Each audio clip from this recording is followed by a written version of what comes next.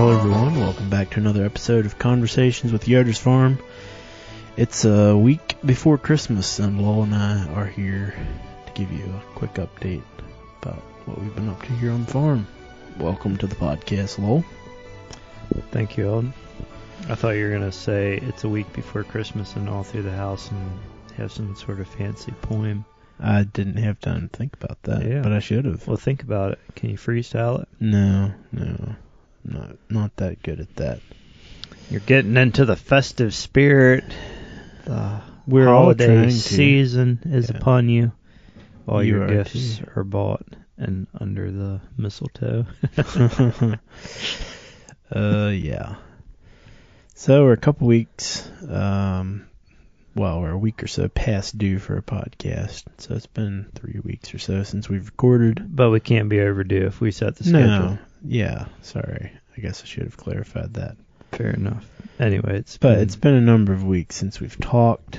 So what have we been up to on the farm? So from how your are we perspective? feeling now? Yeah, tell me about your feelings. Yeah. Well, yeah, I don't think we want to really go into that. Why don't we just stick to the farm? Yeah, all right. And so forth. So probably right now we're fairly tomato-oriented, focused greenhouse tomatoes, just because of the time of the year. Yep. This is when we are doing tomatoes because we're kind of, that's just, greenhouse tomatoes, okay? It's also one of the most challenging times of the year to grow tomatoes, especially trying to fruit tomatoes, because low light, our days are very, very short, almost the shortest days of the year. Crack the top and head down the other side. Yeah, which is always kind of a good feeling. Yep. And then we begin the build up towards spring. So anyway, we are picking some tomatoes in the one greenhouse. They look kind of okay, pretty much. BHN 589s. They taste good. I just ate one about 10 minutes ago. Ate a couple slices, and good tasting. Good for you, supporting your local farm. I know. I don't know. I go through stretches where I don't eat tomatoes. And Yeah. I guess it's just because they're fairly readily available, and then sometimes I get a hankering for one and I eat it, and it was There you very go. good. I like Parmesan cheese on mine, but not everyone does. Yeah, sounds So, delicious. BHN 589 tomatoes, good tomato, and just remarkably firm. I thought about that again when I ate it. Some tomatoes are A little mushy and almost mushy, mealy. mealy. This is a nice crisp tomato, if that. But some people don't like that. Yeah. Some people like the other kind. Yep. Anyway, I don't know. That house is doing okay. We're trying. I'll go into this as we go farther into this, but we're going to try to keep it very healthy and That house. and going for longer than maybe we typically would have done it. That's usually our quote Early fall kind of winter house. Yeah. We plant the BHM 589 is a determinate tomato, so the theory is we don't have to do tons of vine work, and at some point we'll be done with them and take them out, which we will be done with them at some point. But anyway, for reasons I'm going to get into, we'll maybe try to stretch them. Yeah. Middle house full of mainly Torero tomatoes. This is a new tomato for us, and we talked about this a little last time. Seemed to be a little different growing style and maybe some different requirements than the truss tomatoes, which we have traditionally grown. We still haven't actually picked any. I don't think but they're getting closer. They're nice sized tomatoes. At this point, they would grade first in our grade category, but they're green yet. Yeah. So I'm really curious how they taste. We're getting, I would say, a little bit more impressed with the tomato. It was really, I don't know if it's something we did or the variety thing, but it was shooting suckers everywhere. Okay. And kind of, I don't know, it seems like a really aggressive tomato. I've noticed in the bags, the roots, they're just massive, lots of roots. Well, hopefully the aggressiveness doesn't head over to the tomato too. You'd hate to get it biting you back. Getting an aggressive tomato. Yeah, that's true. I hadn't thought of that angle. Maybe it'll be like a new superfood or something. No, I'm sure the tomato will be great. You know, a tomato that is too aggressive, growthy. As far as growthy, yeah, that's a good word. In a greenhouse can be challenging because you're trying to stack a bunch of them in. Requires a lot of trimming and vine work, and I mean that takes time. I just spent good parts of several days going through that house, taking off bottom leaves, which at some point the bottom leaves, they're not really getting a lot of sun. They kind of get old and yellow, and it's healthy for the plant to get those taken off, trim them up nice, and so forth. So I've been doing that, and then on the tops I've been taking suckers off, which we always do. Have we ever talked about kind of how the plant works? Like they're continually growing out the top, so they're getting longer. So part of the vine work we do, we lower them, right, and move them along, and then the bottom leaves, like you say, start to yellow and don't do a lot. Yeah, so you're always dealing with this 5-6 foot growing tip. Yeah. But space is kind of a thing in a greenhouse. So, and it's helpful to have a tomato that you don't have to do that as often. Yeah. And that's the difference between determinate tomatoes, which like the BHM 589s, like I talked about, they don't really have a leader. They don't just keep growing. It's more of a bush tomato, which you kind of do need to trim them up some too, because if you let a tomato just go crazy and mat all up, it's just, you need some airflow. Fungal diseases can crop up and so forth. So anyway, trimming. So anyway, that's where we're at. It'll be interesting to see how these toreros react going forward. This is also a time of the year when, because of the low light, they can kind of get a little stretchy, which you would think it'd be the opposite, but because of the low light, the distance between the clusters where it's setting fruit can stretch because of the low light. And so maybe we're just seeing some of that with these toreros. Yeah.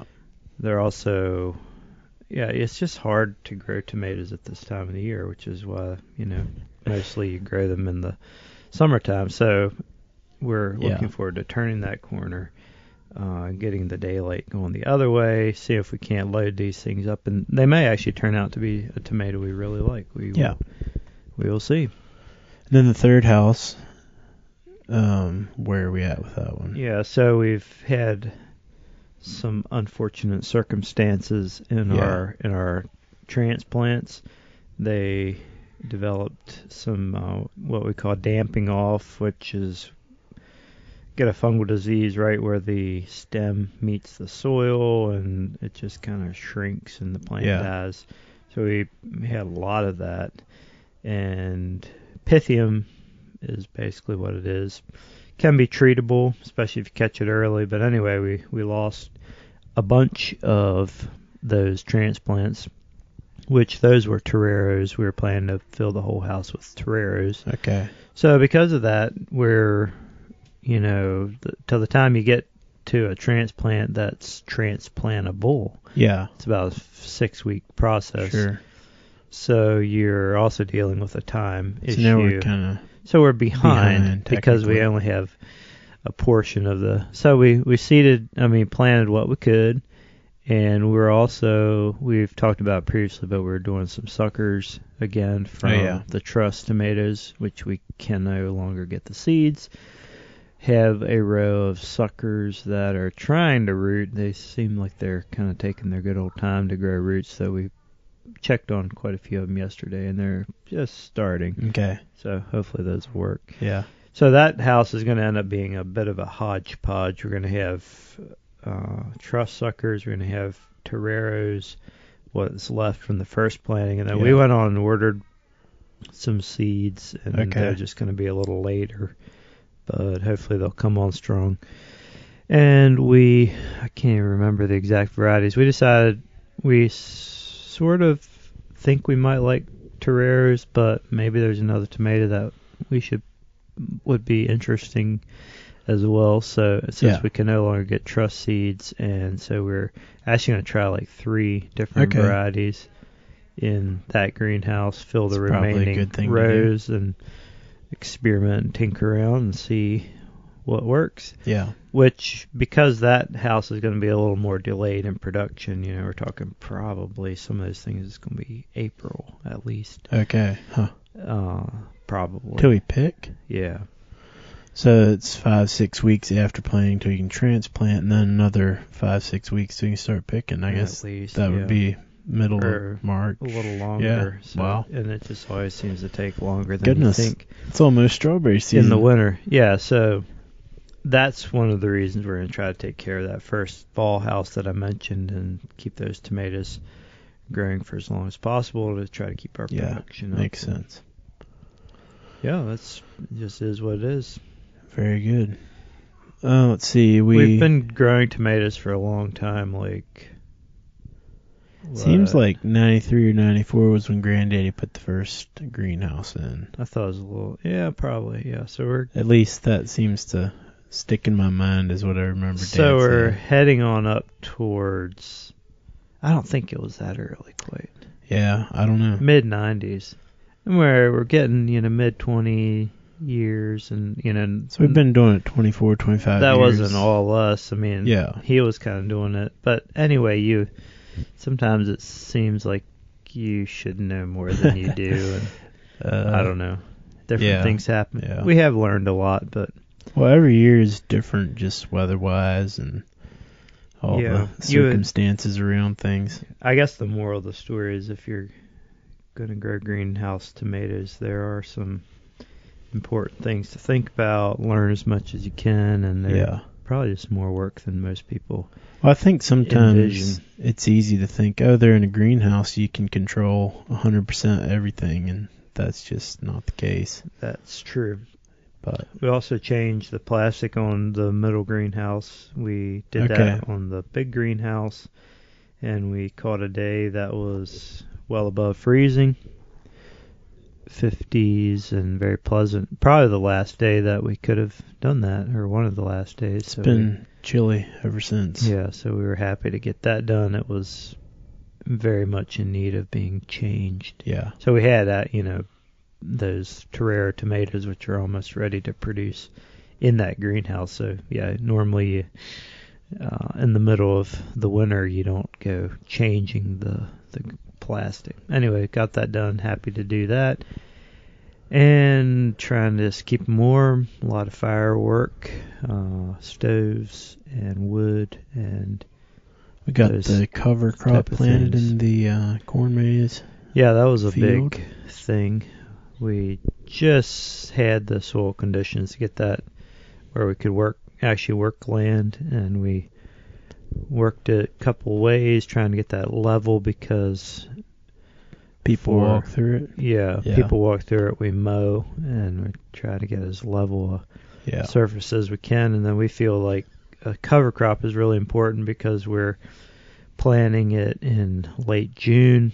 Moisture is often an issue, and if you can have some sort of a cover there to help, well, a cover is just good in general anyway. It keeps it from washing over the winter, and we got that done.